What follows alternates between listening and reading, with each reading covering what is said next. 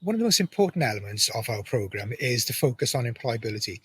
We strongly believe that employability is not just about having one or two careers talks through your time at university, but it's about embedding those professional skills, knowledge and experience at every single part of the programme. So we start this within year one, where we teach you all those critical skills that you need to be a well-versed and experienced environmental practitioner. And we then move that to the higher levels in terms of professionally focused modules in years 2, 3 and 4.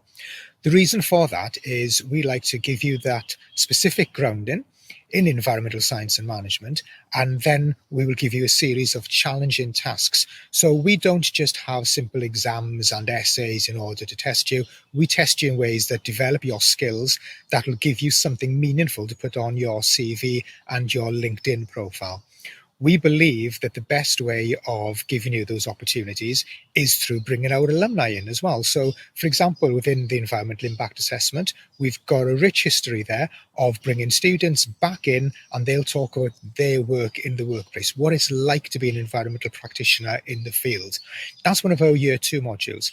Another one of our year 2 modules is within environmental pollution. And within that, we make sure that you have tasks where you look at real data sets and you try to solve some pollution challenges utilizing your academic knowledge, but also your professional skill set.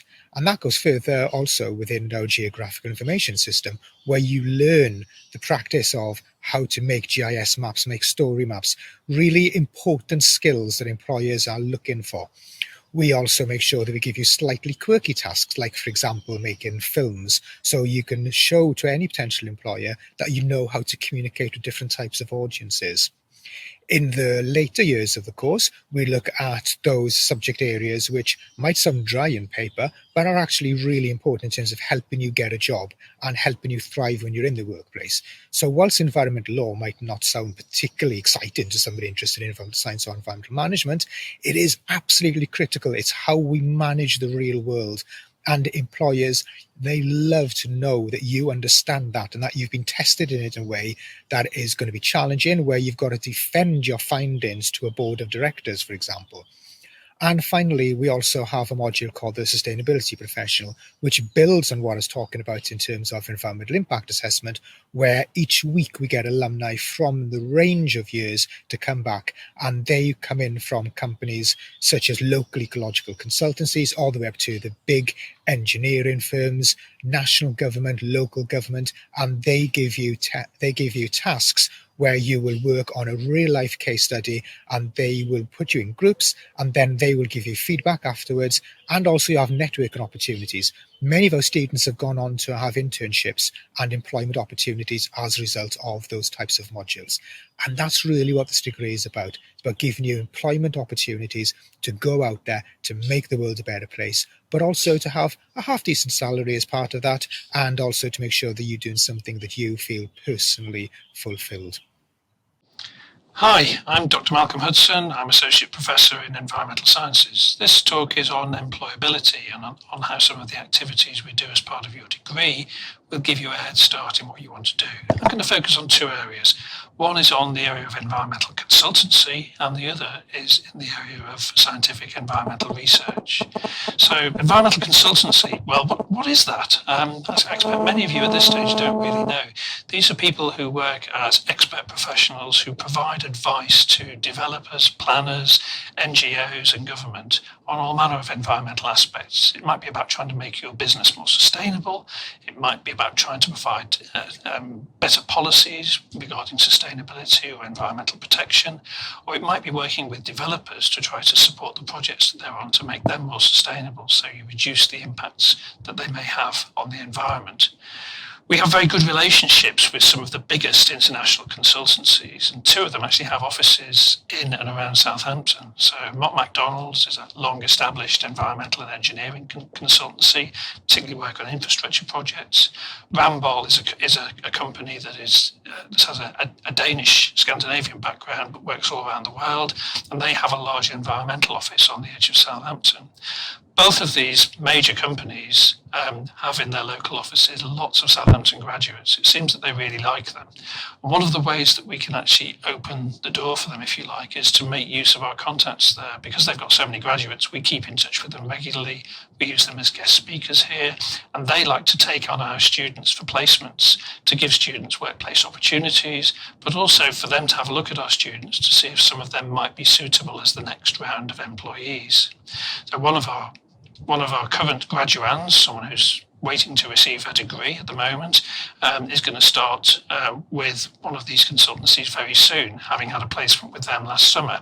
And that came about because we had the contacts to open up. We knew the people who graduated a few years ago who already had these jobs, and it was easy for us to set up an interview for her to see if they wanted to take her on as an intern.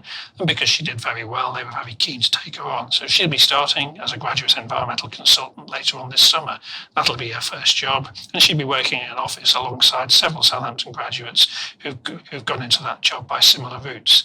Her job's going to be really interesting. She's going to be working on diverse projects in the UK and around the world, typically trying to manage development projects to make them more sustainable, to reduce their carbon footprints, to try to make sure that any effects they have on biodiversity are effectively offset, and to make sure that the benefits for society are maximised.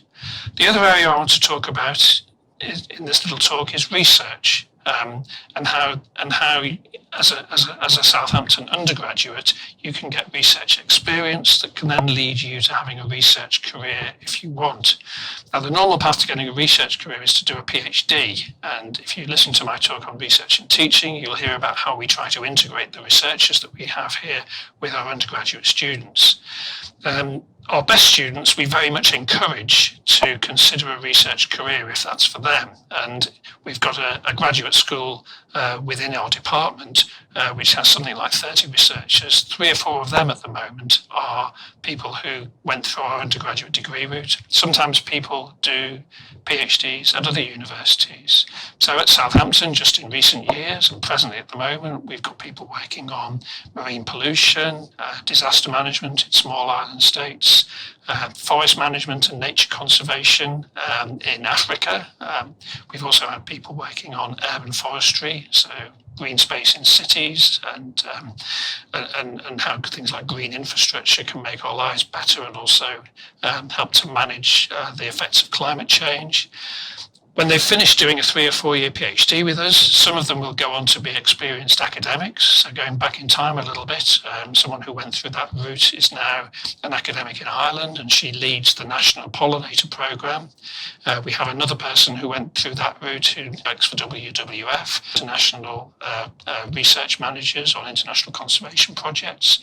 Some of them have gone into environmental consultancy themselves, but having gone through this route, you can go into a more expert and senior role. And some of them have gone to other jobs as environmental professionals, again, having gathered a range of skills through a first degree and then a research degree, which will make them really employable and really in demand to employers down the line. I hope you find that useful. Happy to deal with questions if you want to via the forums that we have open today or by email later on. Thank you for listening.